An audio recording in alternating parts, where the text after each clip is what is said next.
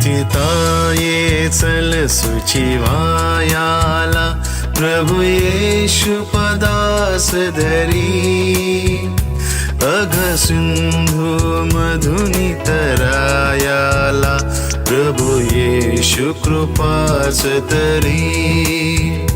प्रभुच्या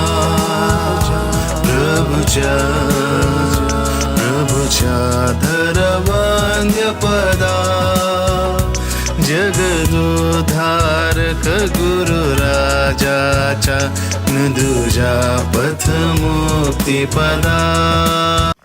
हा आहे तरी कोण या सिरीजच्या 21व्या सत्रात आपले स्वागत आहे. मत्तई 9:13. कारण नीतिमानांना नव्हे तर पापी जनांना बोलविण्यासाठी मी आलो आहे. हे प्रभू येशू ख्रिस्ताचे वक्तव्य आहे, जे त्याने स्वतःला नीतिमान समजणाऱ्या व दुसऱ्याला तुच्छ लेखणाऱ्या शास्त्री पुरुषांसमोर काढले. एकदा प्रभू येशू एका घरात जेवायला बसला असताना अनेक जकातदार व पापी लोक येऊन त्याच्या पंक्तीला बसू लागले.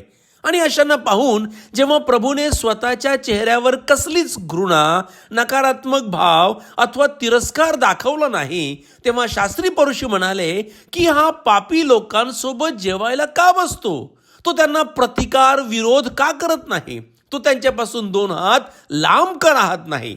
हो, हे खरं आहे की ह्या जगातली नावाजलेली प्रसिद्ध व श्रीमंत लोक सहसा त्यांच्या आजूबाजूला गरीब, गरजू आणि स्पष्टच बोलायचे झाले तर ज्यांना खालच्या दर्जाचे समजले जाते अशा लोकांना पाहणे पसंत करीत नाहीत.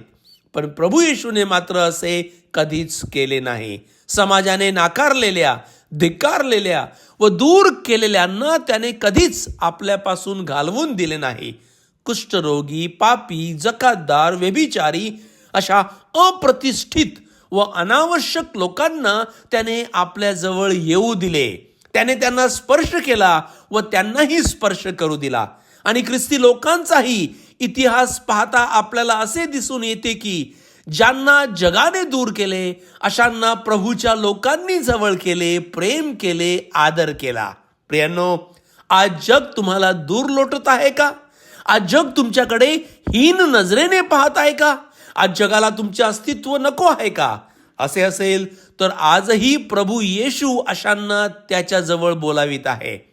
त्याचे शब्द आहेत, अहो कष्टी व भाराक्रांत जन हो, तुम्ही सर्व मजकडे या.